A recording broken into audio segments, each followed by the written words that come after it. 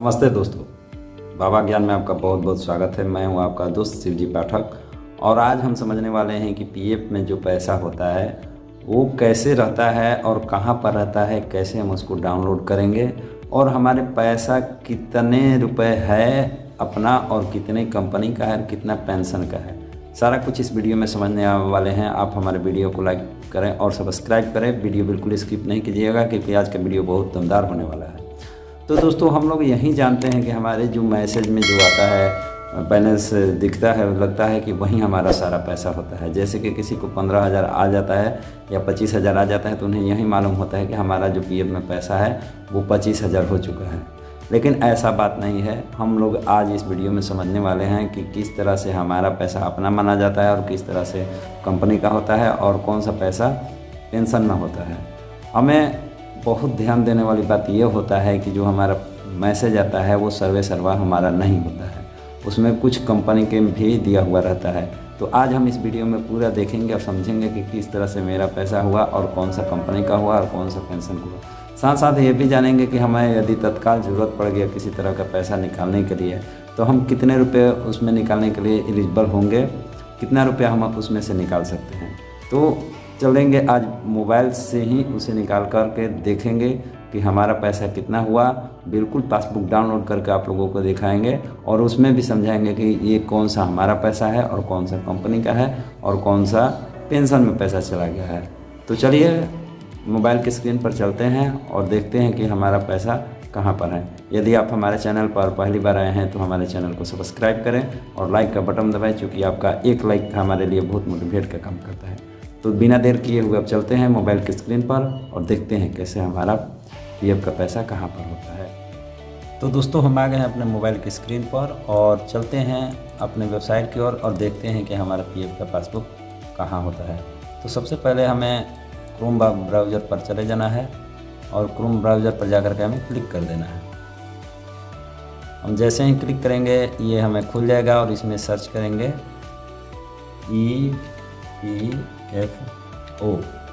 EPFO click करके हम देखेंगे तो पहले ही बार में आता है एम्प्लॉय प्रोविडेंट फंड।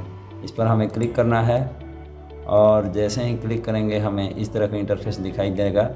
तो हमें बहुत सारा इसमें इंटरफेस दिखाई देता है, तो हमें इसमें जाना होता है KYC अपडेशन में। इसी से हम सारा काम को कर सकते हैं। तो चलिए हम इसको क्लिक करते हैं और खोलते हैं इसको। तो देखिए ये जो साइट है हमारा खुल चुका है और खुलने के बाद में ये जो है हाफ पेज में खुला हुआ है। हम इसको क्या करेंगे कि 3 डॉट पर क्लिक करके और डेस्कटॉप साइट यानी कि कंप्यूटर साइट में इसको बना लेंगे और ये कंप्यूटर साइट में जैसे ही खुलेगा ये पूर्ण रूप से खुल जाएगा। तो इसमें हमें क्या करना होता है कि अपना यूएनए नंबर और पासवर्ड को यहाँ पर डालेंगे। पिछली वीडियो में बता चुके हैं कि अपना यूएनए नंबर को पासवर्ड कैसे बनाना होता है। यदि आपके पास में होगा तो अच्छी बात है, यदि नहीं है तो हम वीडियो के डिस्क्रिप्शन में डाल देंगे कि किस तरह से आप पासवर्ड बनाएंगे, आप देख लीजिएगा। हम यहाँ पर अब डाल देते हैं अपना यूएनए नंबर।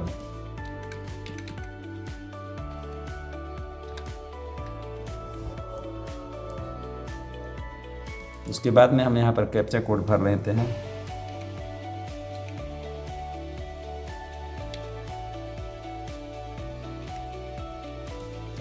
कैप्चा कोड भरने के बाद में हम यहाँ से साइन इन कर लेते हैं। जैसे ही साइन इन कीजिएगा ये जो होता है खुल जाएगा। देखिए खुल गया। ये इस तरह का जो पॉपअप आएगा यहाँ पर क्लिक करिएगा या फिर इसको हटा दीजिएगा तो हट जाएगा। देखिए जो है हमारा पूर्ण रूप से इंटरफेस खुल चुका है और इसमें हमें देखना होता है कि हम कहाँ से अपना पासबुक को चेक कर सकते हैं। तो देखिए जो दूसरे नंबर पर जो दिख रहा है व्यू, इसमें हम क्लिक करेंगे और इसको क्लिक करने के बाद में हमें चौथे नंबर पर दिखाई दे रहा है पासबुक। ये पासबुक पर हमें क्लिक करना होगा और जैसे ही हम क्लिक करेंगे तो एक दूसरा इंटरफेस खुलेगा और यहाँ पर भी यूएनए नंबर और पासवर्ड मांगेगा। हम यहाँ पर सेव किए हैं तो अपना यूएनए नंबर और पासवर्ड को डाल देते हैं और यहाँ पर यूएनए नंबर और पासवर्ड डालने के बाद में यहाँ पर जो दिखाई दे रहा है प्लस या माइनस का, उसको कैलकुलेट करके लिख देना होता है। तो हमें इसमें से घटाना है फिलहाल, तो हम इसको घटा देते हैं। और लॉगिन हो जाते हैं। लॉगिन हो जाने के बाद में आपका देखिए ये इस तरह का इंटरफेस आ जाएगा और इसमें आईडी नंबर दिखने लगेगा।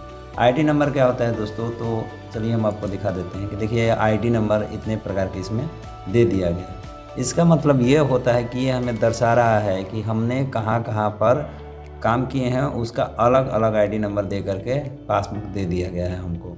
तो इसमें 4 प्रकार के आईडी दिख रहा है, यानी कि ये जो है 4 जगह पर कहीं काम किए हैं। तो सबको हम जांच कर सकते हैं कि किस आईडी में कितना पैसा है या फिर निकाल लिया गया है। तो सबसे पहले हम इसको व्यू पासबुक में जाएंगे तो और देखेंगे तो यहाँ पर देखिए टोटल बैलेंस 0 करके दिखा रहा है। इसका मतलब ये हुआ कि इस आईडी से इनका सारा का सारा पैसा जो है क्लियर कर लिया गया है, यानी कि निकाल लिया गया है। दूसरा आईडी को खोल के व्यू में जाते हैं और देखते हैं, और दूसरा में भी यही बात है कि इनका जो पैसा है निकाल लिया गया है। उसके बाद में और को कुछ खोलेंगे और देखेंगे इसमें, तो इसका भी यही बात सेम टू सेम है कि इनका पैसा निकाल लिया गया है। ये लास्ट है और इसको देखते हैं और व्यू करते हैं तो हमें इसमें कुछ पैसा दिखाई दे रहा है।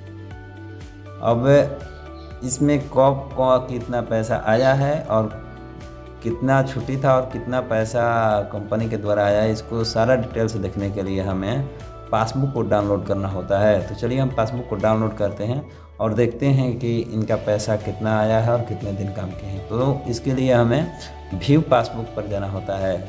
ध्यान से देखिएगा, व्यू पासबुक पर हम क्लिक करेंगे और यहाँ से डाउनलोड पासबुक पर क्लिक करेंगे। जैसे ही डाउनलोड पासबुक पर क्लिक करेंगे तो यहाँ पर पुनः पूछेगा और डाउनलोड अगेन पूछेगा, इसमें ओके कर देंगे। ओके करने के बाद में ये जो होता है हमारा पासबुक प्रोफाइल में, यानी कि हमारा मेमोरी में चला जाता है। हम मेमोरी में जा कर के इसको खोल लेंगे और देखेंगे। देखिए यहाँ पर डाउनलोड हो चुका है और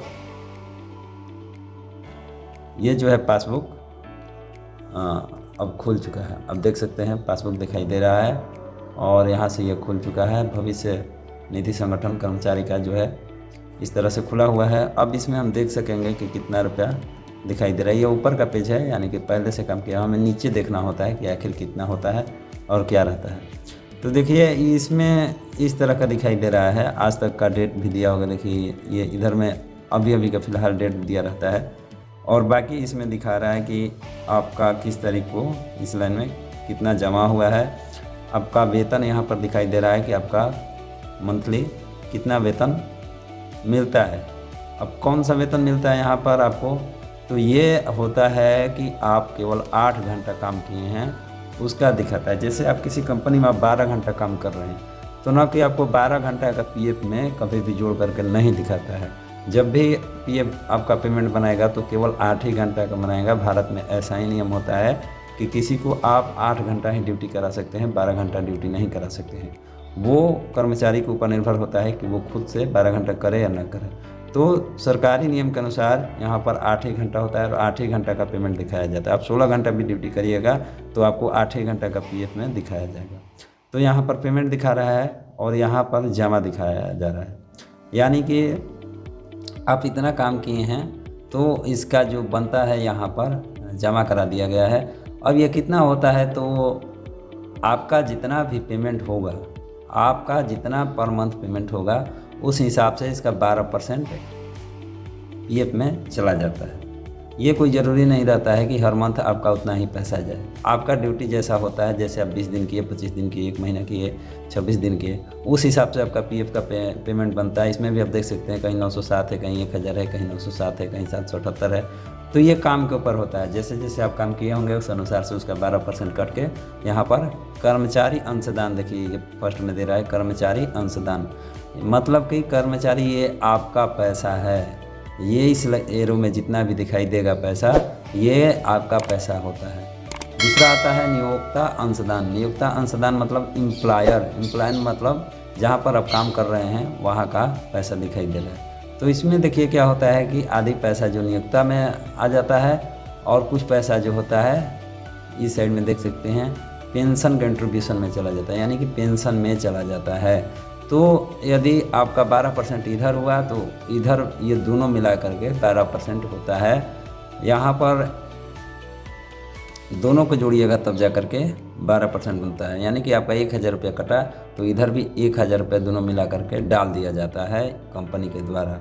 तो आधी पैसा जो होता है पेंशन में चला जाता है और कुछ पैसा जो होता है आपका नियोक्ता अंशदान में शो करने लगता है। यहाँ पर देखिए ये 28/7/2022 को क्या होता है कि इसमें कुछ पैसा निकाल लिया गया है। तो जब आप निकासी करिएगा तो इसमें पासबुक में शो करने लगेगा कि इतना रुपया इस तारीख को निकाल लिया गया है, यहाँ पर देख सकते हैं आप। और ये जो होता है बचा हुआ पैसा था। अब आपको हम समझा दे रहे हैं कि आप कौन सा पैसा को फिलहाल निकाल सकते हैं। जैसे यहाँ पर एक पैसा दिया गया है, एक यहाँ पर दिया गया है और एक यहाँ पर दिया गया। टोटल आप जोड़िएगा तो लगभग 6000 के आसपास में ये पैसा है। तो सोचिएगा आपकी 6000 है और सारा का सारा भर देते हैं तो ये सारा पैसा हमको आ जाए काम करते हुए। तो ऐसा नहीं होता है, हमें केवल अपना पैसा काम करते हुए कभी भी निकाल सकते हैं। जैसे कर्मचारी अंशदान एम्प्लॉय शेयर होता है, जो ये आपका पैसा होता है और इसको आप जब चाहें जब निकाल सकते हैं, इसका कोई प्रतिबंध नहीं है।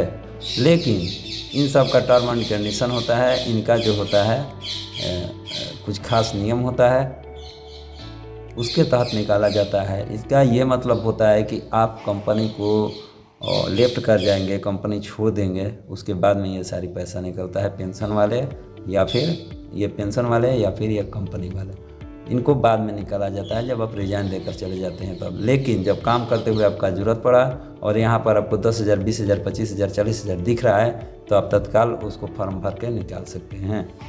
तो इस तरह से ये पासबुक हुआ, ये आपका डाउनलोड होकर खाता में चला गया है। आप इसको बार बार या कभी भी ज़रूरत पड़े तो आप अपने मेमोरी में जा कर के इसे